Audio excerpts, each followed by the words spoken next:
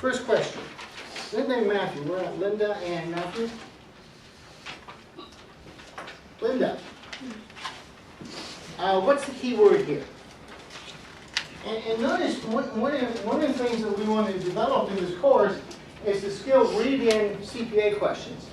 And there's a lot, and you notice in these questions today there's a lot going on here. But the key word is newspaper ad, and the answer is that newspaper ads are not considered offers, they're considered invitations to make an offer, therefore the answer is B as in boy. So question number 2, Tolini and Kobe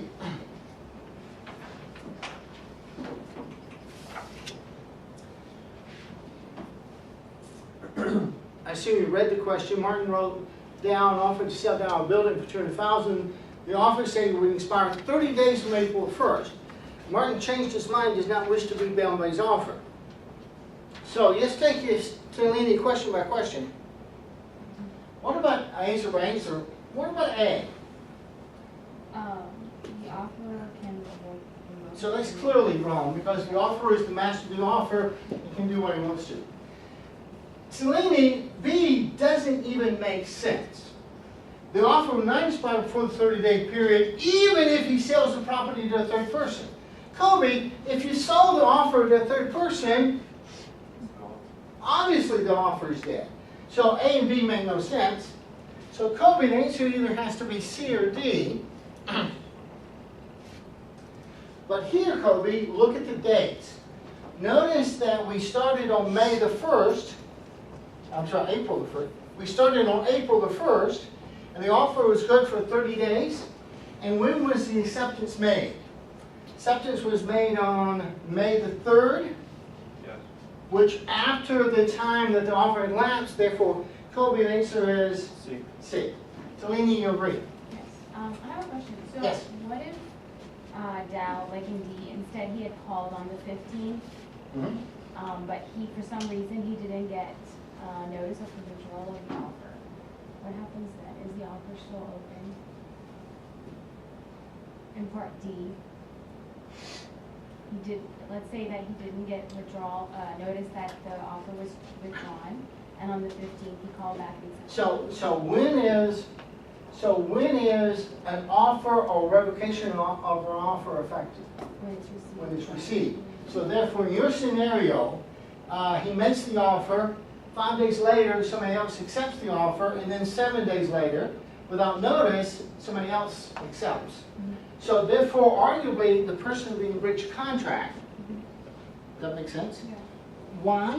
What did we do? So let me get the story. So on Monday, I offered to sell you the property. And then on Wednesday, Kobe accepts the offer. And then on Friday, you accept the offer. Well, obviously, I can't sell it to you because Kobe has it. Now, if I was Brandon, I would sell it to both of you. So you could hold me in breach of contract because the offer, what did I do wrong? What did I do wrong? I failed to notify you that the offer is closed. Now, just think about then, so I'm in breach of contract because I failed to notify you the offer is closed. Let's think about that. What are your damages?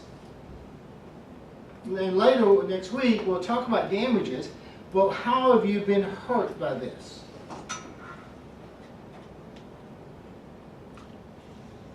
So I'm in breach of contract, but you have no damages. Therefore,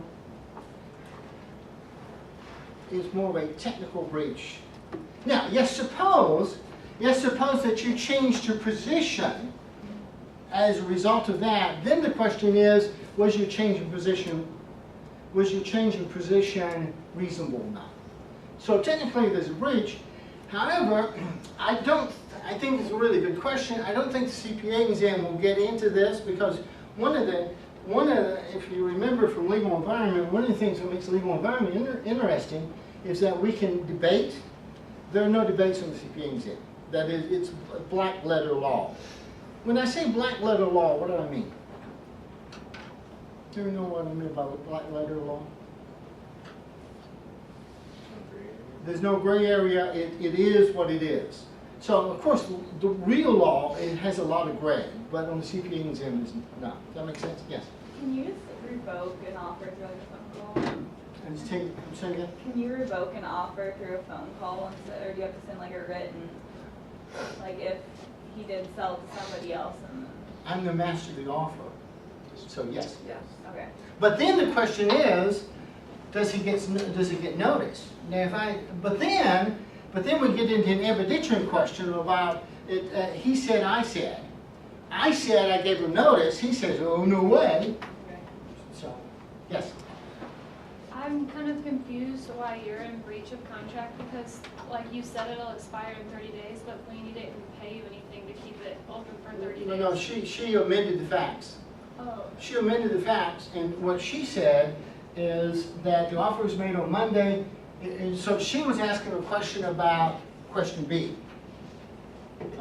So in her amended facts, offer was made on Monday, Kobe accepted it on Wednesday, then you tried to accept it on Friday, which is different from this narrowing D.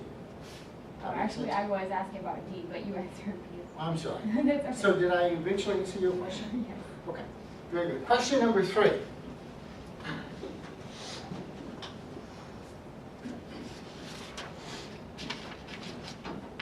So Megan and Kelly,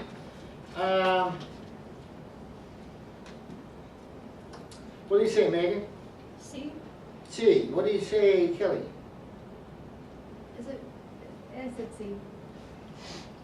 So you say the answer is C is in Charlie? Yes. What's wrong with A? Megan? An acceptance is when it's been put in the mailbox. Like that's Ah. And what's wrong with B? It's not effective because he didn't give any consideration to keep the offer open. And, okay, so Kelly, you agree? Who's Kelly? It's Kelsey going It was like Kelly to me.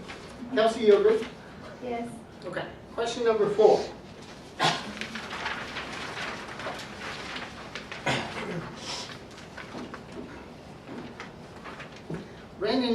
Brandon, the thief, what's the answer? B, Why? because it states that the acceptance has to be received by Harris no later than February 18th at 5 p.m. and he didn't receive the letter till the 19th. And it's got to be by registered or certified mail. So number 1, I'm late, and number 2, the acceptance was not made via the terms dictated by the offer. So question number, Alex, you'll read? So David and Taylor, David here and Taylor, what do you think about number 5?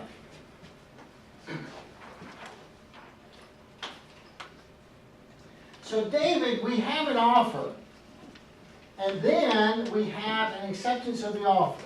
So there's an offer here, and the offer was accepted here. Actually, David, when was the acceptance valid?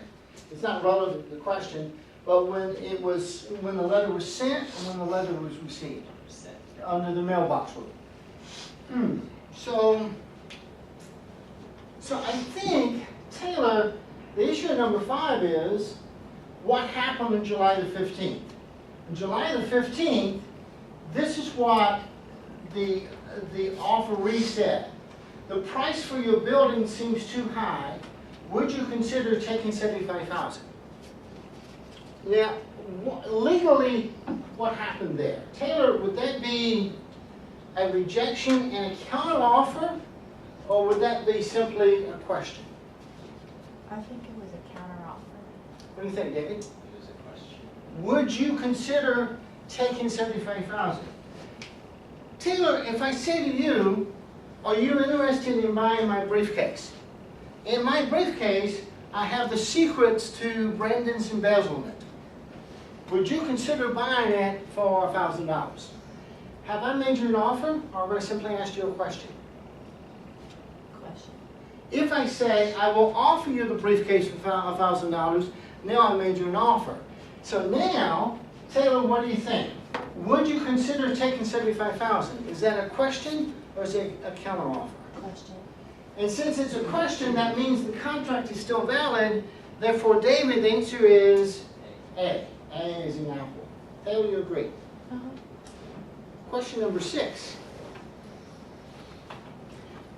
Michael and Jody. Michael, I apologize for giving you an easy one. Because the operative term here is that she died. And when a person dies, the offer terminates. Therefore, Jody, the answer is Sorry. It is C. the offer is D. Because you see, there's no prior acceptance. We died before the acceptance was made, so the answer is D. Question 7.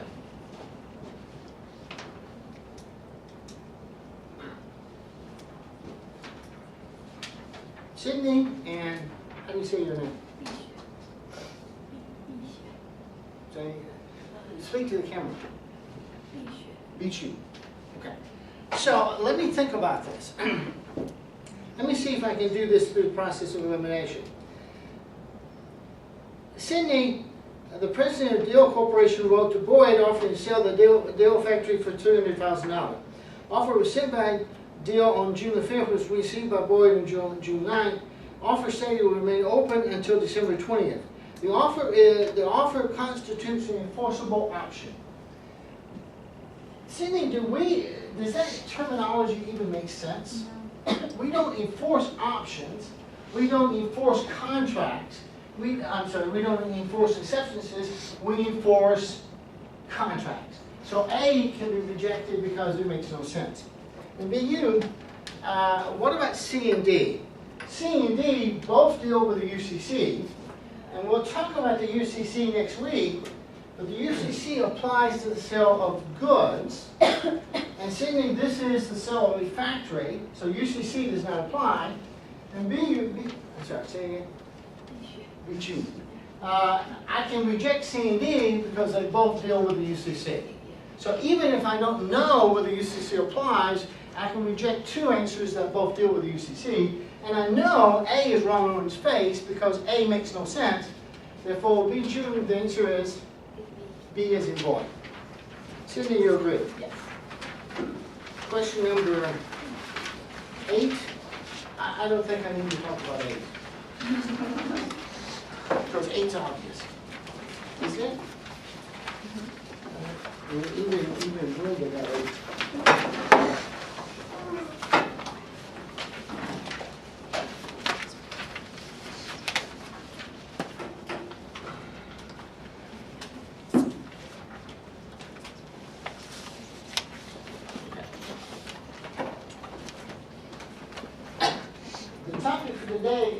Sydney with 3 topics. One is legal capacity to enter into a contract. Second one is legal subject matter. Third one is when does a contract have to be in writing. So we'll start with contractual capacity. Legal ability to enter into a contractual relationship. Sydney, a person determined by court to be mentally incompetent. So he's been adjudicated, he's been judged to be mentally incompetent, cannot form a valid contract. And Sydney, I think that makes sense. Minors. Generally at age 17 years old, a person is emancipated. Or Linda, they could be emancipated earlier than that if they were married. But people don't get married so young. Except in Arkansas, where they marry cousins. Generally at 18 years, a person is emancipated and thus has legal capacity in any contract. Which means, Kelsey, before the age of 18, you cannot legally enter into a contract. So therefore, Kelsey, if you're 16, and if Brandon is 27, to pick an age, and you enter into a contract, here's the thing to remember. Remember this, and you get most of the questions right in this area. You're 16, you're 27. You should have known better than to enter into a contract with her. And the concern is that you will take advantage of the minor. Therefore, you can hold him liable on the contract. He cannot hold you liable. Therefore, you are bound to her, because you're the adult in the matter, and you can legally get out of the contract, most of the time. Notice that a contract entered into by a minor is voidable at the option of that minor. Now, go back to the legal capacity. Here, Sydney, a contract by a person who is mentally incompetent is void. Neither party can enforce it. A contract with a minor is voidable at the option of the minor. But Kelsey, you cannot pick and choose. You cannot say, I will be bound by this part of the contract, and I will not be bound by the rest of it. You have to go either 100% or none. But Sydney, if we were in a legal environment where we can debate stuff and we're not dealing with black letter law, Kelsey, if you had an agreement with Brandon and you want to keep part of the deal and throw away part of the deal, you treat it as if you argue it's two contracts. That makes sense? Then you reject contract A and accept contract B. Brandon, you argue that it's one contract. Does that make sense? But Sydney, we don't have that. Right? We're going to be able to see things in. So Kelsey, you can disaffirm at any time after reaching the age of 18, or you can ratify at any time, or Colby, if she does nothing for a reasonable period of time, and that depends on the circumstances, say 6 months, again, it depends on the circumstances, then she could have ratified the contract by silence. Or, so you think about how you can ratify the contract.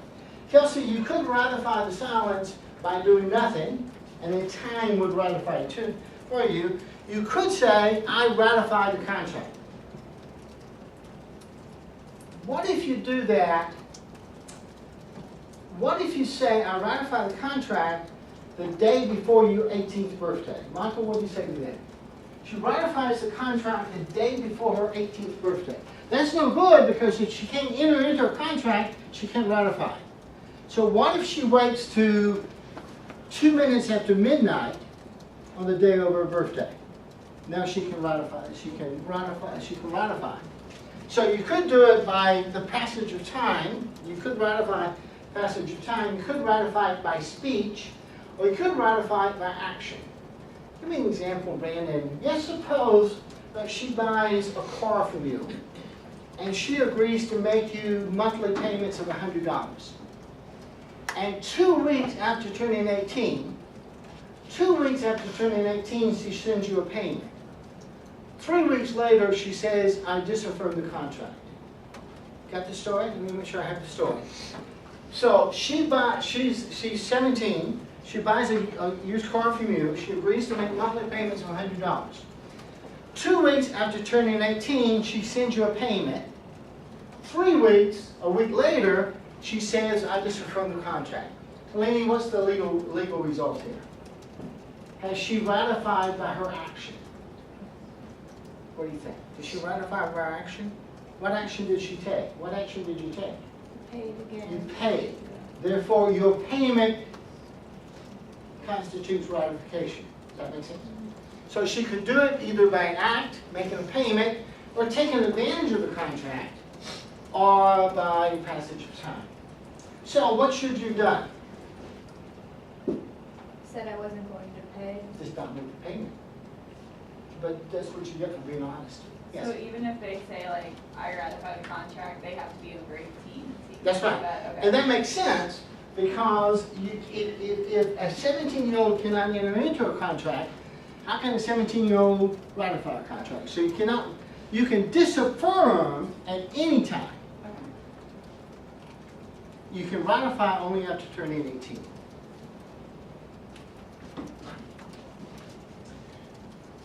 You have to disaffirm the entire contract. There are some exceptions, misrepresentation of age. If she tells you that she's 19, if she looks like she's 19, you have no reason to suspect that she's 16, then you have an argument there. But then that depends largely on state law. one of the major exceptions is for necessities. Necessities. Contracts for food, clothing, shelter may be disaffirmed by minor who remains liable for the reasonable value of goods or services. So let me see if I make sense, if I understand this. She rents, she's 16, and she rents an apartment from you. And then, when she turns 18, she disaffirms the contract. Is she bound for the rent during the period of time that she lived there? What do you think, Kelsey? Is it a necessity to have a place to live? Is it a necessity to have clothing and food?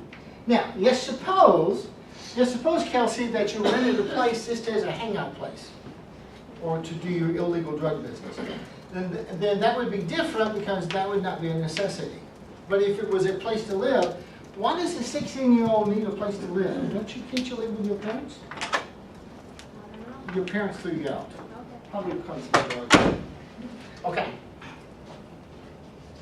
Intoxication, a lack of capacity at the time the contract is being made. Contract is either voidable or valid depending on circumstances. So David, let's suppose that you've had 3 drinks. Does that make you incapable of knowing what you're doing? No, I think your limit is 4. For Kayla, maybe 2. For Katie, I think it's 10.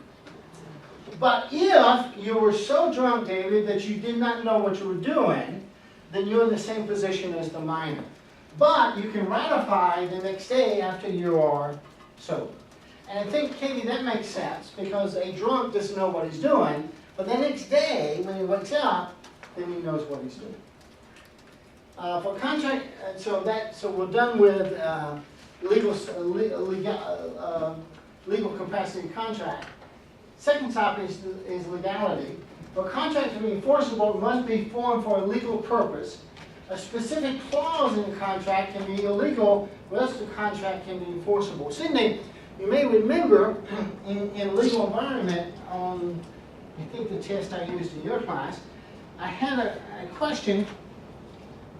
Well, I sell you some land, and I throw in some marijuana seeds because you want to plant a crop. And the question is, do we have a legal contract? So courts, so let's think about that. Let's go in the state of Colorado. Marijuana is illegal, at least for the moment. So for a contract to be enforceable, it must be formed for a legal purpose. So if I sell you land, there's nothing illegal about that. If I sell you marijuana, that's illegal. So, Candace, you're the judge. And judges like to enforce contracts. Do you throw out the whole, and there's an illegal component. Do you throw out the illegal component or the whole contract? Just the part. So therefore, the contract with sell land is okay. And Cindy, you'll see the same thing in constitutional law when the courts look at a particular provision of the law, of a particular act of Congress, and they say clause B is unconstitutional. That doesn't invalidate the whole bill, just the unconstitutional part. Contrary to statute, for example, Cindy, I hire you to do a service for society. Murder Keith Harrison. Now we would all agree, most of us would agree, that that would be a noble thing to do. And society would be better off if he were not here. But, unfortunately, there's no law against it. Therefore, that contract would be void or voidable? Void, because we can't do that. Contracts to do something prohibited by federal or state statutory law is illegal, and therefore void, almost as if it existed. Contracts to commit a crime, contracts are usury. What's your somebody know? When you charge more than the whole time. So there's so people in the business of making loans, there's a maximum interest charge if you exceed that charge. So therefore, if the usury law is, I can't charge more than 25% interest. Pretty high, isn't it? Compounded daily. So I can't charge more than 25% interest, and you enter into a loan with me and I charge you 26%. Candace, what happens here? Do we have a valid contract? Or, so let me make sure I understand the facts. Candace, it's, the law lets me charge up to 25%. Compounded daily, that's a lot of money. You're a finance major, you know that. And so the statutory limit is 25%. I have a contract with Tellini for 26%. Do you throw out the whole contract? Or do you say we have a contract for 25%? Consider now, the purpose of the law is to protect the weak from being taken advantage of by people like Brandon or me. So do you throw out the whole law, or say we have a contract for 25%? Very good. And that makes sense because the whole premise of the contract is offensive, because I'm trying to take advantage of her. You must be desperate. Contracts with restraint of trade covenants not to compete. Do you think, Brandon, that a covenant not to compete in an employment contract is generally a common provision? You come to work for my CPA firm. You come to work for my CPA firm in St. Louis, and then after working for me for 18 months, you leave. Are you going to take my clients with you? Or are you going to want to take my clients with you? And Megan, in a small CPA firm, do clients consider themselves clients of the business or clients of the accountant who does their work? The accountant. So Megan, if you work for my CPA firm, I'm concerned that you're going to leave my employee and take my clients or my working papers or my techniques with you. And so would such a clause be common in an employment contract? If you leave my employment, you cannot compete against me. And those covenants are enforceable. Here's the key thing to remember. If it's reasonable in time and reasonable in geography. Probably should add to that, Megan, if it's reasonable in scope. So therefore, let's talk about the scope one first. Therefore, Megan, if I hire you as an accountant, and I put into the contract that after being employed as an accountant for my CPA firm, you cannot leave my employee and open a business, a car wash. Is that reasonable in scope? What do you think, Sarah? She's been an accountant for me for how many, 3.5 years? And now I will not let her open up a car wash. Is that reasonable in scope? No. Because it's got nothing to do with, okay. Yes, suppose AJ sells a Mexican restaurant to Candace. Candace agreed not to open a competing restaurant. And again, AJ, do you want to have this provision? Yeah. Because you want to keep her from going in competition with you. Now, you do it for 99, you can't do it for 99 years. And you know, that's almost a life.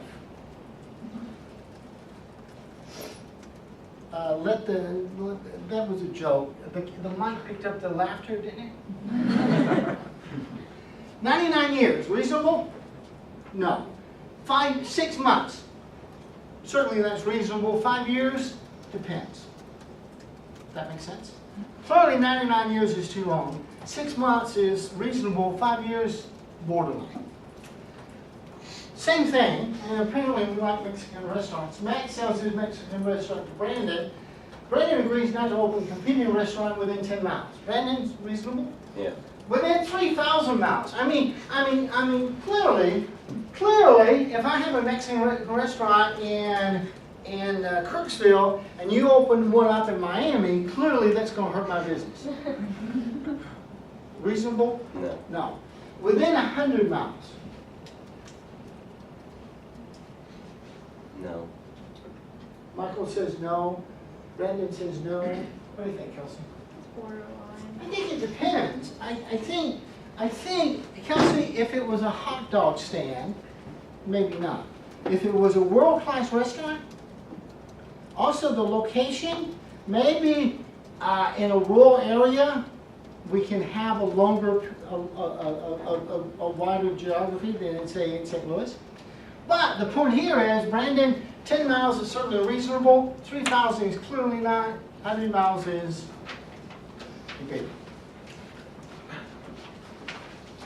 So we've done two of our topics for today. We talked about legal capacity and legal subject matter. Then we'll talk about contracts that have to be in writing. And there are 6 of them, 6 types of contracts that have to be in writing to be enforceable. Number 1 is collateral contract, where one party promises to pay the debt of another. Where one party promises to pay the debt of another. An exception is where the main purpose is to benefit the guarantor.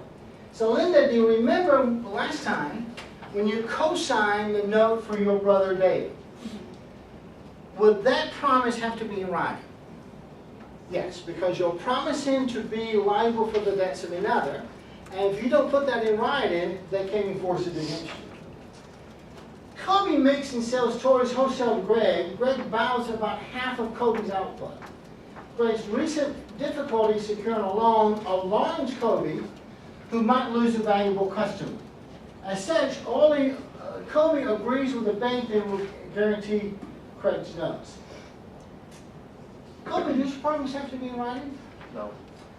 What's the difference? Linda's dead, but Linda, in your case, your motivation was to help your wayward brother.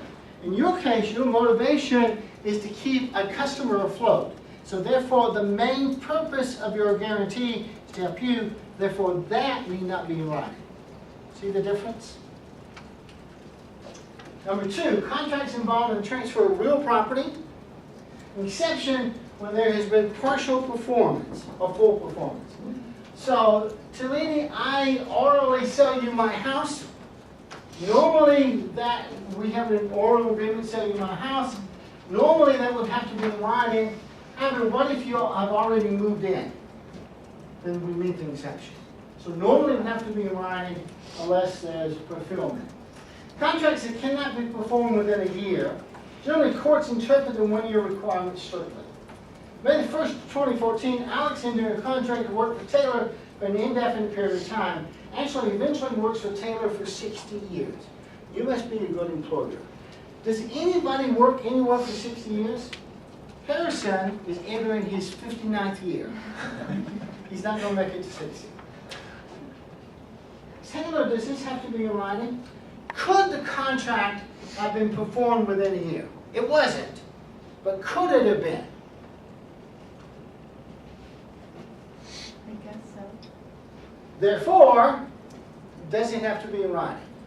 No. No. Now, Sydney, you agree? Sydney, you would probably want to put it in writing so that there's no misunderstanding, but legally it doesn't have to be. May 1st, 2014, Alex agreed to work for Taylor for 11 months to begin immediately. Taylor, can that contract be completed in a year? Yes. Therefore, that does not have to be in writing.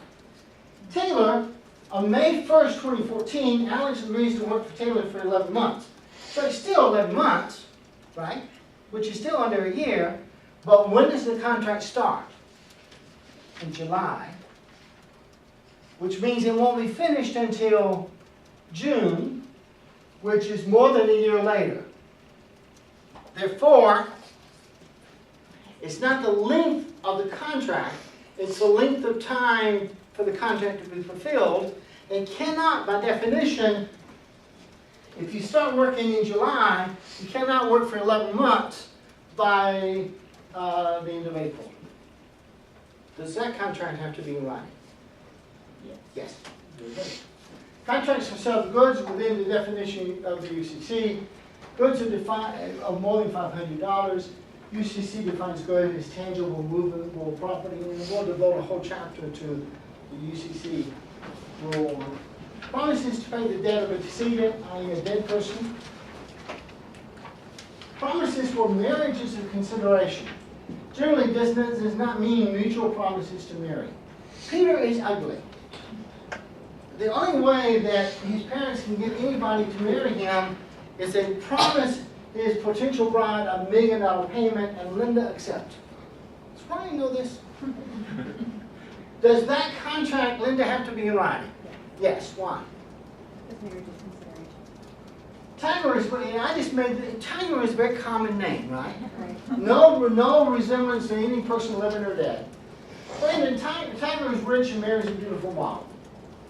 They orally agree that if he's unfaithful with more than 15 other women, you know, boys would be boys. And, you know, extramarital affairs, 3, 4, 5, it's okay. But Sydney, the woman has certain pride. And so if you go to 16, 15 is okay, but 16 is like, damn.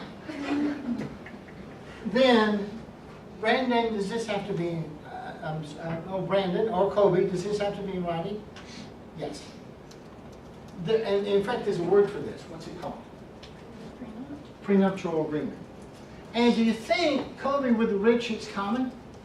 Yes. Contracts have to be in writing, other issues. The whole contract doesn't need to be in writing. However, the writing must identify the parties, minimum. Identify the subject matter with detailed descriptions and provide enough detail so we know what the overall frame of the document is. The writing must be signed by the person to be charged. Sydney, a very common question with CPA exam is they'll ask you, you and I enter into a contract, I sign it, you don't. Is the contract still enforceable? I sign it and you don't. Which means you can enforce it against me, I cannot enforce it against you. Candace, does that make sense? It's enforceable against the person who signs it. So the fact that you don't have both signatures, a lot of people think that means the contract's invalid. That's not true. So I sign it, Sydney doesn't, that means that she can enforce it against me, I cannot enforce it against her. Kobe, have you ever noticed when you go and buy a high-ticket item at the store, they give you a receipt, and they ask you to sign it? Why? To be able to enforce the contract against you, but they don't sign it. The writing, if the writing is several pages, is not necessary for each page to be signed. However, probably it's a good idea, but there should be some evidence that separate pages are meant to be part of a single document. For example, the pages are numbered and are stapled or so forth. So the writing does not have to be a single document. It doesn't have to be signed by both parties. Although, Jody, if you're in a contract with me, I want you to sign, don't I? And you want me to sign? Yes, because if I don't, Kelsey, it's kind of like the issue with the minor. The one